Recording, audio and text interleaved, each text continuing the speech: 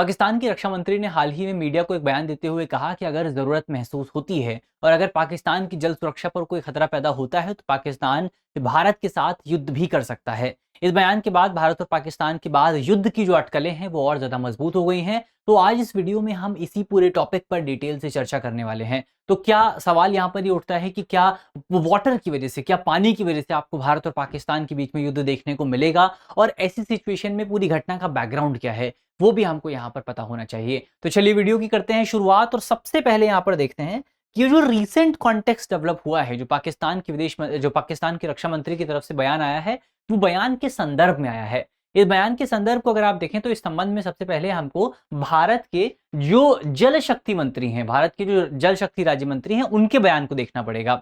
तो भारत के जल शक्ति मंत्री हैं CR पाटिल, इनकी तरफ से बेसिकली एक अल्टीमेटम दिया गया था, जिस अल्टीमेटम में इन्होंने जो बयान दिया, जिस बयान में उन्होंने कहा कि हम पाकिस्तान को एक अल्टीमेटम दे रहे हैं, समय दिया गया जून 2028 तक का। तो जून 2028 तक का समय पाकिस्तान को दिया गया। अगर पाकिस्तान जून 2028 तक जो है वो अपने एक्शंस को ठीक नहीं करता है, अपने जो आतंकवाद को समर्थन देता है पाकिस्तान अगर उसको ठीक नहीं करता है, जो आतंकवाद को स्पॉन्सरशिप की दी जाती है उसको ठीक नहीं करता है, तो भारत जो है वो जल सिंधु जो आपका जो जो जो इंडस वाटर ट्रीटी है उसमें जितना भी पानी पाकिस्तान में फिलहाल जा रहा है वो सारे पानी को जो है भारत की तरफ से रोक दिया जाएगा। ऐसा बयान भारत की जल शक्ति मंत्री की तरफ से दिया गया, और ये चेतावनी जो भारत की तरफ से दी गई, इसी चेतावनी के बाद ये जो बयान है वो पाकिस्तान के रक्षा मंत्री का बयान हमको देखने को मिला, जहां पर पाकिस्तान के रक्षा मंत्री ख्वाजा आसिफ ने युद्ध की चेतावनी दी और उन्होंने कहा कि जिस समय पाकिस्तान को ये लगेगा कि उनकी राष्ट्रीय सुरक्षा पर खतरा पैदा हो रहा है, उनकी पानी, क्योंकि पाकिस्तान का यह मानना रहा है हमेशा से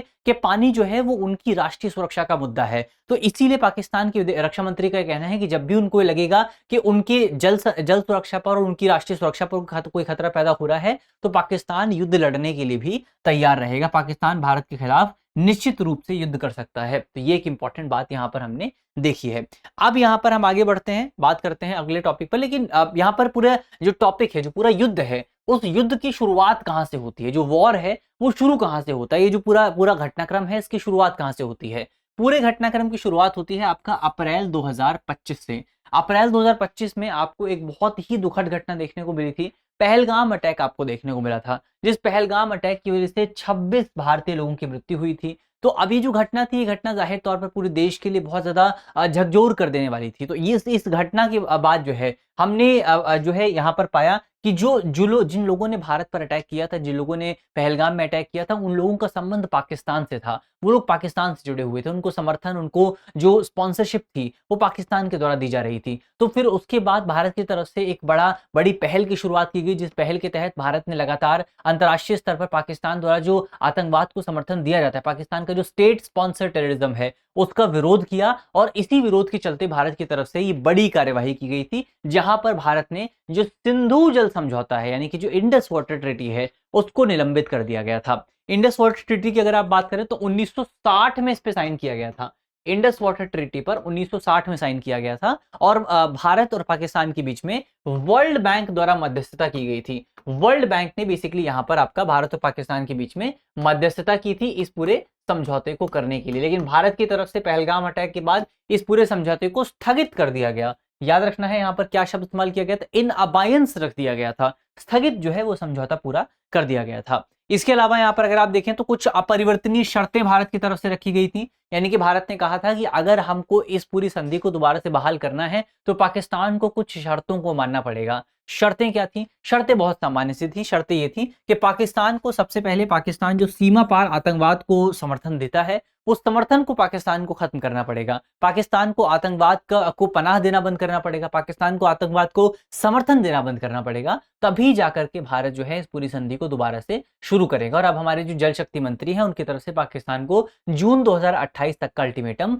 दे दिया गया है। तो ये एक हमने बैकग्राउंड देखा, बैकग्राउंड क्या रहा है इस पूरे घटनाक्रम का। अब यहाँ पर आगे बढ़ते हैं हम, लेकिन आगे बढ़ने से पहले आपके लिए एक इंपॉर्टेंट सूचना है। सूचना ये है कि अगर आप यूपीएससी की तैयारी कर रहे हैं तो हम आपके लिए एक बहुत ही शानदार कोर्स लेकर के आए हैं, जिसका नाम है ISGS फाउंडेशन कोर्स। ये जो फाउंडेशन कोर्स है, ये कोर्स बेसिकली आपकी नींव को मजबूत करेगा। इसमें हम प्रीलिम्स को भी कवर करेंगे, इसमें हम मेंस को भी कवर करेंगे, और प्रीलिम्स और मेंस कवर करने के साथ साथ इसमें आपके करंट अफेयर और जितनी भी तमाम चीजें हैं वो सारी चीजें यहाँ पर कवर होंगी, और एआई पावर्ड लर्निंग की मदद भी यहाँ पर आपको मिलने वाली है, यानी कि आपका एक पर्सनलाइज्ड साथी जो है वो भी आपके साथ मौजूद होगा। तो इसमें आपको क्या क्या मिलेगा, 400 प्लस स्ट्रक्चर्ड क्लासेस मिलेंगी, प्रिंटेड कलर नोट्स मिलेंगे, आपको मेंस कैप्सूल सीरीज मिलेगी, प्रीलिम्स प्रैक्टिस सीरीज मिलेगी, आप अपने 500 आंसर्स को इवैल्यूएट करा सकते हैं, और इसके साथ साथ आपको एआई पावर्ड लर्निंग और 24 मेंस टेस्ट लिखने के मौके भी यहाँ पर मिलने वाले हैं, और करंट अफेयर का पूरा एक्सेस यहाँ पर आपको 3 साल तक के लिए मिलेगा। तो बहुत अच्छा कोर्स है, बहुत अच्छा पैकेज है। अगर आपको कोर्स को ज्वाइन करना है तो वीडियो के डिस्क्रिप्शन में आपको लिंक मिलेगा, वहां पर क्लिक करके आप कोर्स को ज्वाइन कर सकते हैं, या अगर आप इसके बारे में जानकारी चाहते हैं तो आप हमारे नंबर पे कॉल कर लीजिए। हमारा नंबर है 8750187501। इस नंबर पर आपको डिटेल से जानकारी मिल जाएगी। चलिए अब हम यहाँ से बढ़ते हैं आगे और बात करते हैं सिंधु जल संधि के बारे में, और किस तरीके से सिंधु जल संधि जो है वो पाकिस्तान के लिए एक लाइफलाइन के तौर पर, पाकिस्तान के लिए एक जीवन रेखा के तौर पे काम करती है। और इसीलिए पाकिस्तान हमेशा से इस बात को दोहराता रहा है कि जो वाटर का विषय है, जो जल का विषय है, वो पाकिस्तान की राष्ट्रीय सुरक्षा का मुद्दा है। अगर सिंधु जल संधि की बात करें तो हमने देखा था इस पर 1960 में साइन किए गए थे। इसको थोड़ा सा हम समझने की कोशिश करते हैं। सिंधु जल यानी कि इंडस वाटर ट्रीटी की अगर आप बात करें तो इंडस वाटर ट्रीटी को 1960 में साइन किया गया था। किसकी मीडिएशन में साइन किया गया था? वर्ल्ड बैंक की मीडिएशन में साइन किया गया था। टोटल यहाँ पर आपको जो है याद रखना है, जो इंडस वाटर सिस्टम है इसमें टोटल 6 रिवर्स आपको देखने को मिलती हैं।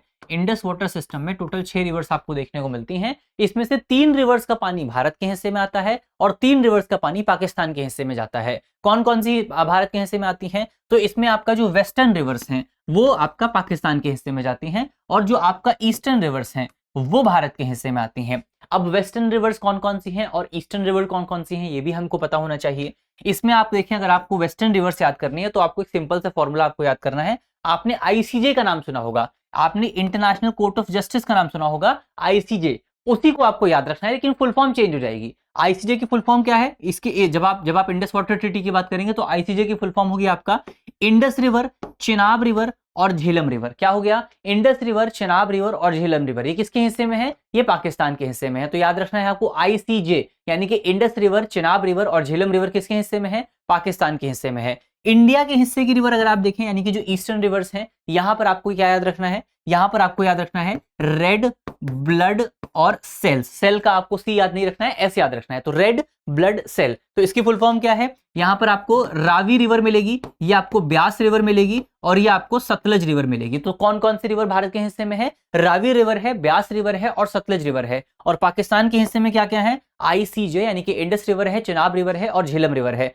भारत का फिर से आप याद कर लीजिए, रेड, ब्लड, सेल्स, भारत के हिस्से में रावी रिवर है, ब्यास रिवर है और सतलज रिवर है। तो ये 6 रिवर आपको याद रखनी है, कौन से भारत के हिस्से में आती हैं, कौन से पाकिस्तान के हिस्से में आती हैं। तो अभी फिलहाल आपका ये जो 3 रिवर हैं, इंडस, चिनाब और झेलम, भारत इन 3 नदियों के पानी को रोकने का प्रयास जो है वो कर रहा है। लेकिन आपके मन में सवाल उठेगा कि भारत ने संधि को तो बहुत पहले निलंबित कर दिया था, तो अभी तक क्या हम इस पानी के प्रवाह को नहीं रोक पाए हैं? तो जी हाँ, अभी तक हम पानी के प्रवाह को नहीं रोक पाए हैं। क्यों? क्योंकि पानी का प्रवाह बहुत ज्यादा है। आप अचानक से कोई डैम तो नहीं बना सकते हैं, ऐसा तो नहीं है कि आप कहीं पर पानी इकट्ठा कर लेंगे। उसके लिए आपको बहुत बड़ी संरचनाएं बनानी पड़ती हैं, बहुत बड़े स्ट्रक्चर बनाने पड़ते हैं। तो ऐसे में भारत अभी उन स्ट्रक्चर का निर्माण करेगा, उसके बाद ये जो पानी है वो पानी हम यहाँ पर रोक पाएंगे। तो ये एक इंपॉर्टेंट पॉइंट आपको इंडस वाटर ट्रीटी के बारे में याद रखना है। तो हमने इंडस वाटर ट्रीटी को देखा। अब यहाँ पर आपका इंडस वाटर ट्रीटी में अगर आप देखेंगे तो ये जो 6 नदियों को अगर आप आपस में मिला देंगे, कौन कौन सी 6 नदियां? अगर आप जो है इंडस, चिनाब, झेलम,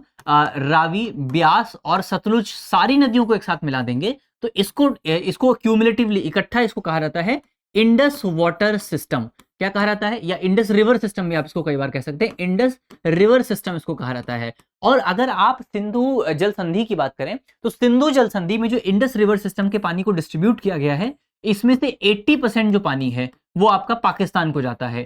80% पानी इसमें से पाकिस्तान को जाता है और मात्र 20% पानी जो है वो यहां पर इंडिया को प्राप्त होता है। तो अभी अगर आप देखेंगे तो ये जो पूरी संधि है, ये पूरी संधि पाकिस्तान के पक्ष में आपको नजर आएगी, बहुत ज्यादा पाकिस्तान के पक्ष में झुकी हुई आपको नजर आएगी। तो 80% पानी जो है वो आपका पाकिस्तान के पास जाता है, 20% पानी आपका इंडिया के पास आता है। और पाकिस्तान की जो जल सुरक्षा है वो पूरी तरीके से इंडस रिवर जो सिस्टम है उसके ऊपर डिपेंड करती है। जो आपकी 5 नदियां हैं जो पंचनाद हैं उनके ऊपर डिपेंड करती है। इसमें अगर आप देखें तो पाकिस्तान का एग्रीकल्चर जो है, पाकिस्तान की कृषि जो है, पाकिस्तान में सिंचाई जो है, जो आपका व्यापक अर्थव्यवस्था जो है, पानी पाकिस्तान में पीने के पानी जो है, वो सारी चीजें आपका इसी पूरे इंडस वाटर सिस्टम से आती हैं। तो पाकिस्तान के लिए इंडस वाटर सिस्टम बहुत ज्यादा इंपॉर्टेंट है, बहुत ही इंपॉर्टेंट आप इसको पाकिस्तान के लिए मान सकते हैं। और इसीलिए आप देखेंगे कि जब भी पानी का मुद्दा आता है तब भी पाकिस्तान पानी के मुद्दे को अपनी राष्ट्रीय सुरक्षा से जोड़ करके देखता है। क्यों? क्योंकि पाकिस्तान की जो पूरी इकोनॉमी है, पाकिस्तान की जो पूरी आवाम है,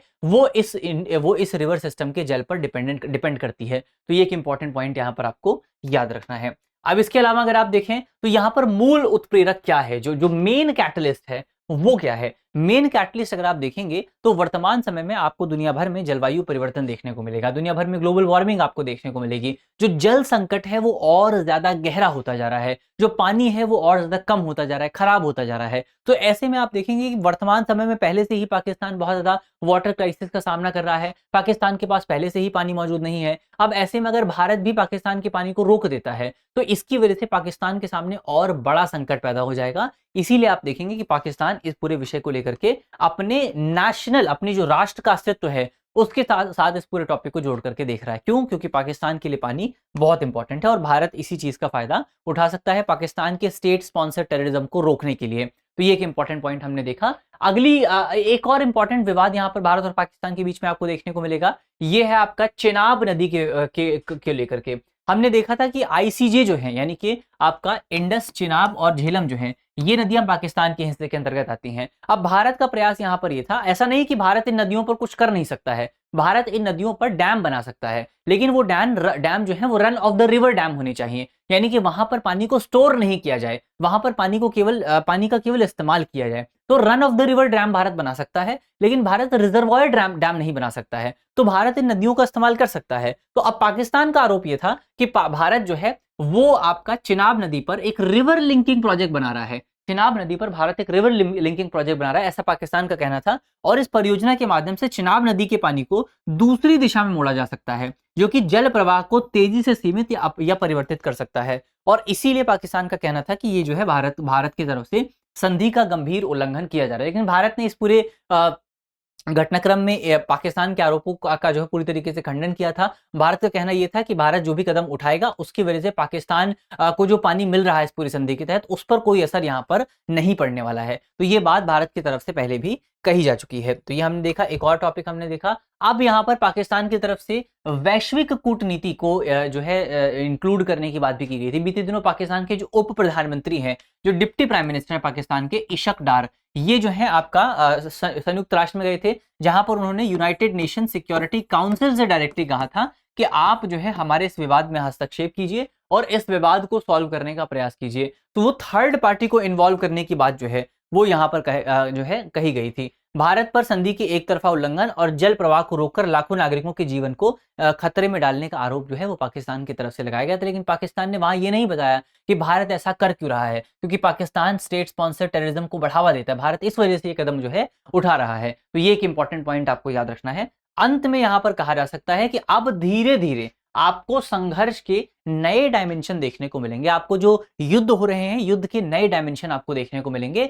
और अब जो आपकी रोजमर्रा की चीजें हैं, जैसे पानी जो है वो एक रोजमर्रा की चीज है, एक डेली इस्तेमाल की जाने वाली चीज है, तो अब रोजमर्रा की चीजें जो है वो भी युद्ध का एक बड़ा हथियार बनने वाली है। तो जैसे कि पानी आपको यहाँ पर देखने को मिल रहा है कि पानी जो है भारत और पाकिस्तान के बीच में युद्ध और राष्ट्रीय सुरक्षा का एक बड़ा कॉम्पोनेंट बन चुका है। तो ये एक इंपॉर्टेंट पॉइंट आपको याद रखना है कि जैसे जैसे आपका जो जलवायु परिवर्तन का जो खतरा है वो और ज्यादा तेजी से बढ़ता जाएगा, वैसे वैसे जो आपके नेचुरल एलिमेंट हैं, जो पानी है, उसको लेकर के लोगों के बीच में संघर्ष आपको देखने को मिलेगा। और आपने बहुत सारी मूवीज भी ऐसी देखी होंगी जिन मूवीज में दिखाया जाता है कि जो आपका जो भविष्य है उसमें पानी बहुत कम हो गया है, लोग जो है पानी की लड़ाई लड़ रहे हैं। वही चीजें यहाँ पर कहीं ना कहीं आपको देखने को मिल सकती हैं। ये एक इंपॉर्टेंट पॉइंट हमने देखा। अब अंत में आपके लिए एक करंट अफेयर का सवाल है, जिस सवाल का जवाब आपको कमेंट बॉक्स में देना है। बहुत आसान सा सवाल है। सवाल में आपसे पूछा गया है कि 1960 की सिंधु जल संधि के तहत निम्नलिखित में से कौन सी नदी पश्चिमी नदियों का हिस्सा है जिसका अधिकांश जल पाकिस्तान के लिए आवंटित है और भारत के पूर्वी हिस्से यानी कि पूर्वी नदियों में नहीं आता है।